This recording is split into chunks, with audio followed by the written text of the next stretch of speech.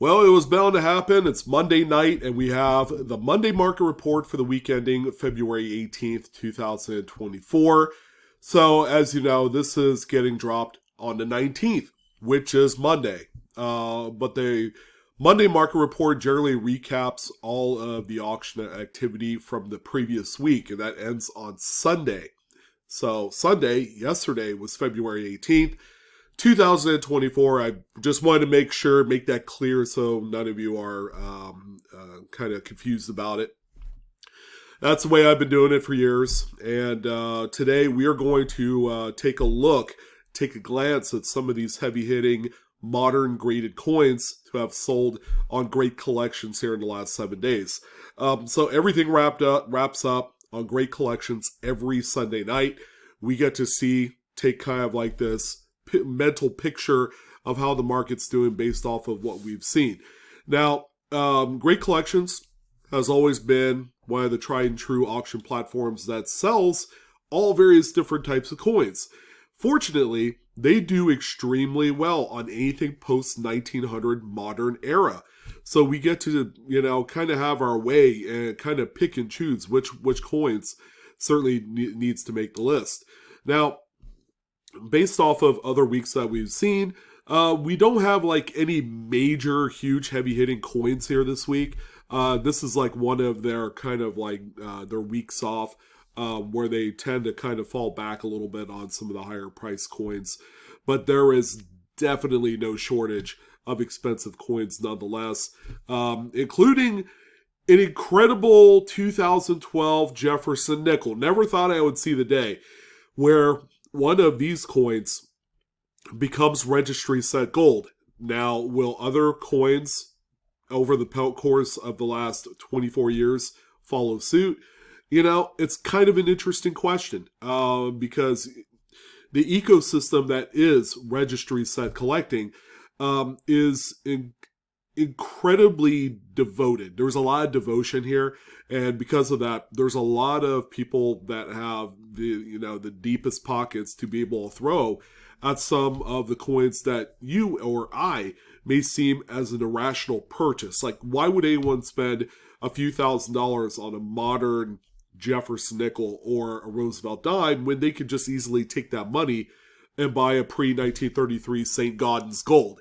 It's kind of like those things that of course, a lot of us do think about, myself included, but we cannot underestimate the power of what these folks are willing to do just so they can assemble the finest graded specimens of every single date of their favorite series. So it's always an interesting point of topic. Each and every single week, every time we do the Monday market report, there has to be that justification, like why do they spend this kind of money?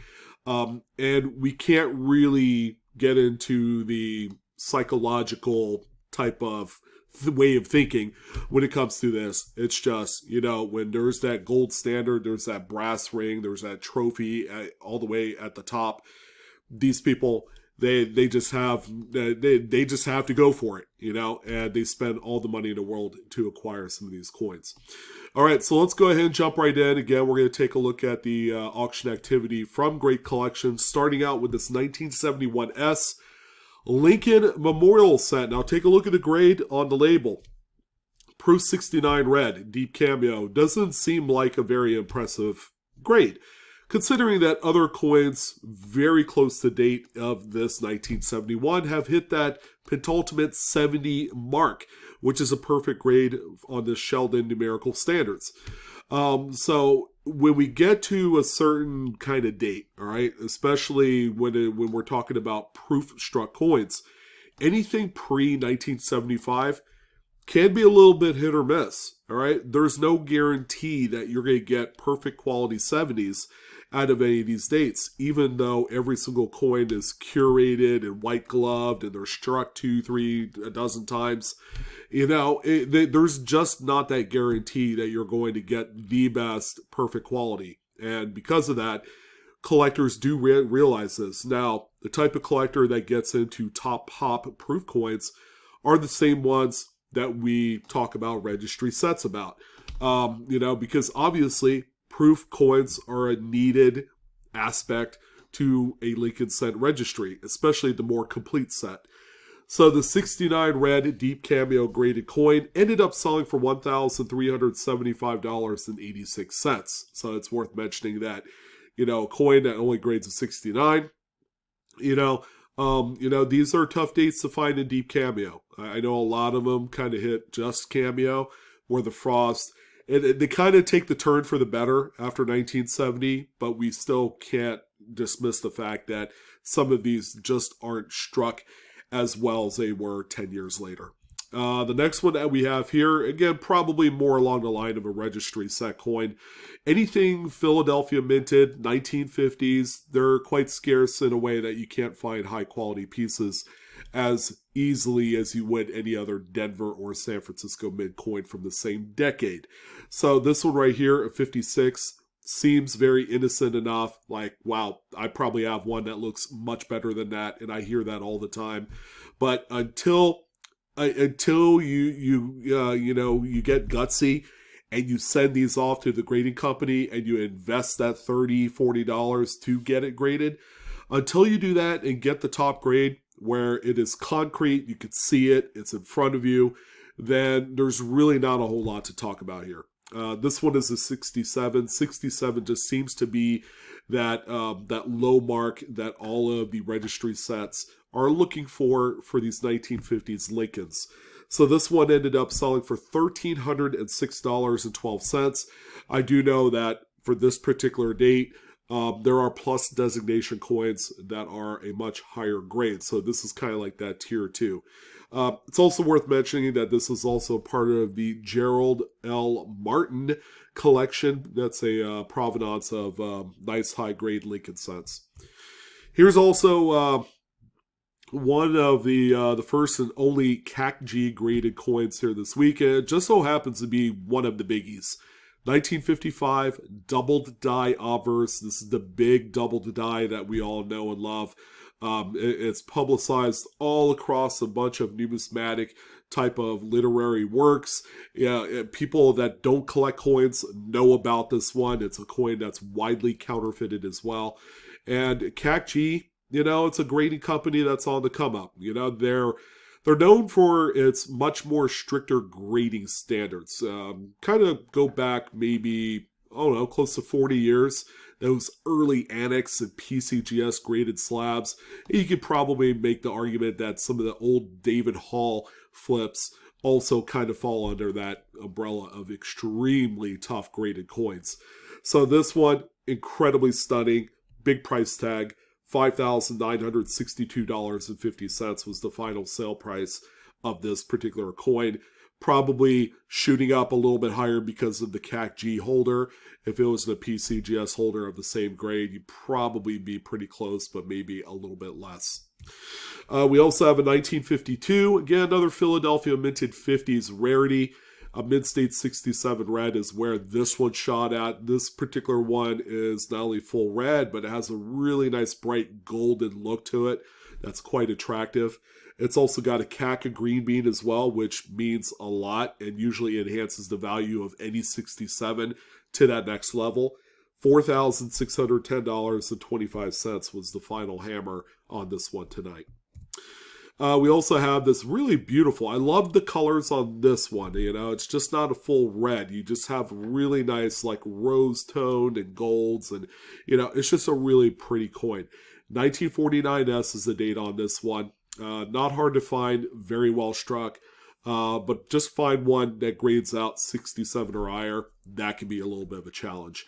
So this one right here, I'm happy to say, is not only just a regular registry set beauty, but it is also a well-known variety. This is the FS101 doubled die obverse, and this one ended up selling for $1,040.62.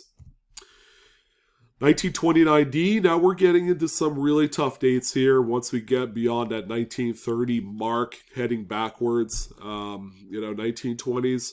Yeah, you're really struggling to seek out high quality here. This particular one is a Mid-State 66 red. I mean, it's a rather lofty grade.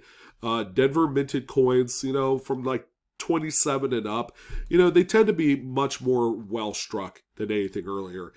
This particular one right here, more than likely is going to end up, actually it could probably end up in a registry set as a place marker until that, that big Mid-State 67 comes to sale. Along with, maybe, just a casual Lincoln set collection. Casual in a sense that they can afford to chop up this kind of money, which by the way ended up being $3,600 for this one, was the final sale price. And of course, the final one for the 1 cent denoms is this 1926S. A very interesting coin. It's kind of like the coin you can blink and you can miss it.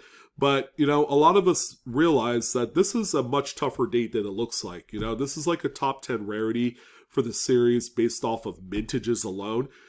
So you could kind of make the argument that's kind of like encroaching on semi-key status. But we are talking 1920s. And anything with a Denver or San Francisco mid-mark, these we have to respect a lot more because the quality just isn't there. This particular one is a Mid-State 65 Red Brown, our first NGC graded coin of the night. And this one, my friends, ended up selling for $5,343.75. I am not at all shocked that this one ended at that price level. Now, it's kind of hard to segue from a 26S, that is quite the conditional rarity, into something that's just over 10 years old in this 2012 Denver Jefferson nickel. Now, I made that, funny analogy. It's like, if I was going to spend a few $1,000s on a coin, okay, would it be, yes, I'm kind of giving a tell here, this coin? Or would it be like a pre-1933 gold St. Gaudens? Or maybe even a double eagle Liberty Head? Things like that. Albeit probably a more common date is what we're looking at, if you're going to trade one for the other. However, this one, one look at this one, you can see why that this one ended here on the list. This thing is about as near perfect as you could ask for. Look at the steps on the reverse on Monticello and just understand that this thing escaped, even some of the craziest contact marks from other coins. This one is a 68 full stepper. It is indeed a top pop grade. And how about this price tag? $2,219.62 was the final sale price. And I would venture to guess that any other date during the 2000s and 2010s, they could end up at this price level, especially for some of those that are maybe a pop 1 or 2. Now, am I telling you guys to go out and grade these? Absolutely freaking not. They are probably some of the riskiest coins that you can actually send out to the grading companies today. Only because, beauty is an eye of the beholder. I've tried before and have failed miserably, and I just refuse to entertain this kind of run-around Sue idea of grading just any coin and expecting it to stick on the wall. This is not only a great lesson in futility and patience and kind of like holding back, but it's also a lesson in, leave it for the professionals to do and just kind of sit back and admire. The next one that we have here, a couple really, really tough 1950s Jefferson nickels. Now, quality is crap. Okay, we all knew that during the 50s. Like, look at this thing. It's a 64 full stepper on a 53S, which is unheard of because it's one of the toughest dates. If you're able to score a 65 or a 66 grade of this date, I mean, you're talking about a coin so rich that it could take care of a lot of your financial problems today. This one right here is just okay. It's a part of the L.S. Brown collection of nickels. I'm sure it was a very nice collection at that. 64 full steps. The only thing that looked good on this coin is the steps.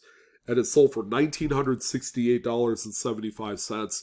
Could you imagine what maybe even a 64 plus would sell for? That probably is a $2,500 to $3,000 coin. And we also have just a regular Philadelphia 53 as well. This one ended up selling a little bit better coin, but the luster is quite a bit more muted. This one also a I don't know if it's a well-known provenance, but it's part of the Comprador collection. Don't know a whole lot about it, but it is notated not only in the listing, but also on the slab label by PCGS. This is a 65 full steps. Okay, nice quality as far as strike is concerned. And it's sold for $2,756.25. Again, this is just a wildly rare decade to kind of find some of these full steps. They just nearly don't exist. We do have a couple buffaloes. Very nice, impressive ones. How about a 37D three-legger? Okay, I mean, I love talking about these. This one really shows a lot of the diagnostics that you need for a three-legged buffalo. You have that weird kind of like raised P line under the buffalo's stomach area. You have the very weakened rear leg on there. And it looks every bit the part of a coin that is legitimately a three-legged buffalo. So this one sold for $6,669. It is a mid-state 64, so it is high upon the ridge of just very desirable, very collectible, and very investable coins. And not to be outdone, we also have the Philadelphia just basic 37p here in a mid-state 68. And believe it or not, this coin sold for more than that three-legged buffalo we just talked about. How about $6,862.50? Again, this is more of a registry set, power play, and numerical grade than anything else. And a 1930S, this is actually one of the finest looking examples that I have seen with the two feather variety. It's the FS401 in the Cherry Picker's Guide, so that's worth mentioning.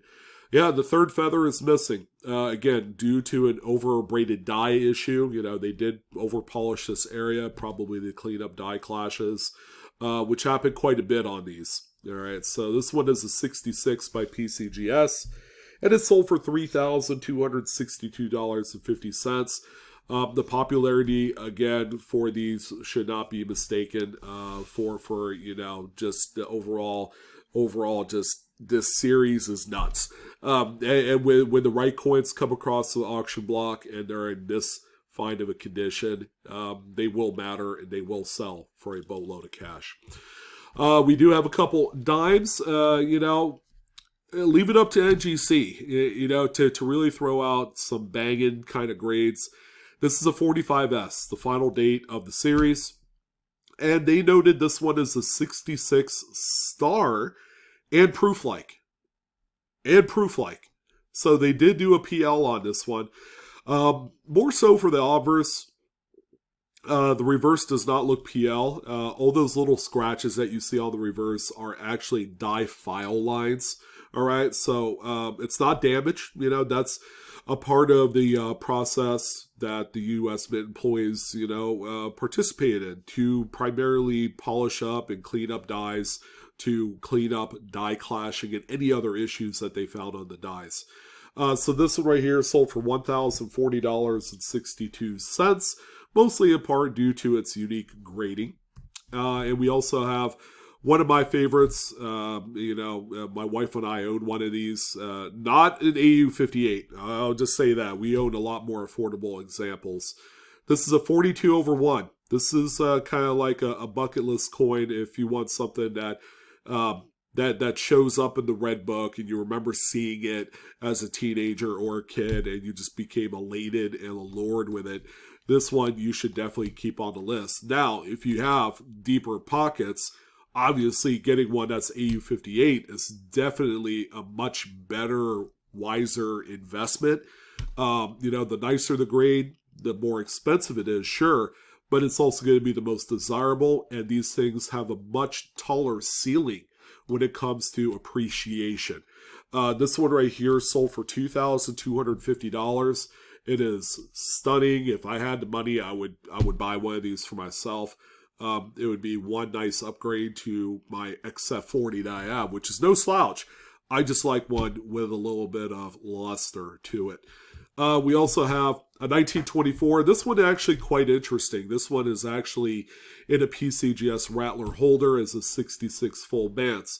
Now, Great Collections did note that this one is one of the earlier graded PCGS examples. Okay, this one has the infamous 108 code, which denotes that this was probably an original white label coin, which is some of the earliest PCGS graded coins, which would put this within the first like 700 of graded coins through PCGS. There's a lot of collectability from grading aficionados for anything that is white label or Rattler 108 code coins. All right, 108 means that the actual grading number on the label starts with 108. So this one right here, 66 full bands. This one definitely overachieved in the market because of its holder. And, you know, you kind of have to throw out the whole buy the coin, not the holder conversation here because, you know, people do care about the holder here in this case. $5,175 was the final sale price on this. We do have a few quarters. How about this? Beautiful. This one, you know, I'd probably call this one Everglades. You know, Everglades during the summer. You know, it's just got that nice mossy kind of like you're out in the woods and it's humid and, you know, you're just you're probably walking through a marsh to getting to, you know, someplace. I don't know. But it just kind of has that look of being lost in the forest. 1958D is not a date that we all consider to be a rarity. But with this level of toning, that could be something more of an art form that people appreciate. Mid-State 68, very good grade. CAC certified, makes it better. This one sold for $6,031.12 here on Great Collections. We also have one of the keys, 32D, right? This is a Mid-State 64 and almost a necessity for any Washington set completionist. Now, you know, if you want a mid-state coin, you know, I'd say 63, 64 is a relatively good, very safe grade to obtain. There are some that grade a whole lot higher, of course. I mean, if you wanted to throw 5 figures at the coin, you could very easily do that. This one right here, however, did sell for $2,327.62. One of my favorites, again, every collection, if you're looking to put together a typeset of 20th century coins, make the Type 1 Standing Liberty Quarter a part of that. It doesn't have to be a monstrous Mid-State 66 full head like this, but how about maybe, you know, an AU 58 full head? Or maybe even a 62 full head. You know, these are coins that are very obtainable for around $500 or less. But you get this kind of like one shot, you know, oops, we effed up making the dice off this because the coin just wore terribly. You know, the date wasn't recessed in, you know, and it always wore down really quickly. You know, Lady Liberty has the exposed breast, so they added chainmail after the Type 1. Among a few other things, okay? And now the reverse, shows the eagle, you know, without the 3 stars underneath. So this one, a beauty. I mean, it's a 66 full head, CAC certified, and it sold for $2,025. You know, in a 66 full head, they always seem to kind of hit $2,000, and if you can afford that, this is, again, one of those wise investments. You know, the population numbers are okay, they're decent. They're not super low. They're not super high. They're a very, very sound investment in numismatics if you are going to look at a coin and spend a little bit of money and spoil yourself with. And then the last coin, gosh, guys, how often do we get to throw up a Walking Liberty $50? We don't, all right? But now's the opportunity to talk about actually a very scarce date within the 1940s. And it's kind of like one of those conversations that, you know, I'm like, I can't believe Blue Ridge is even talking about this because there is no 1940s date of Walking Liberty that's quite scarce, even in just regular middle-of-the-road mid-state grades. However, the 41S is tough because the strike just almost always sucks on this date. So you got to find one that is very well struck, and they're just kind of tough to find. And especially the Mid-State 66 Plus, where this one's at, it's got a CAC green bean sticker. This one is quite pretty, and it's got all the chops and all of the luster that you want to see as a like a long-term hold piece. This one sold for $6,170.62. A great way to end the Monday Market Report for the week. I want to thank you guys again for tuning in. Again, this video is not for entertainment purposes only, not financial advice at all. Please collect and grade responsibly if that's your thing. And that's going to go ahead and wrap it up. I'm your host, Sean, with Blue Ridge Silverhound, and this is the Monday Market Report for the week ending February 18th. I want to thank you guys for tuning in. Don't forget to like, share, and subscribe if you haven't done so already to not only the video, but the channel as well.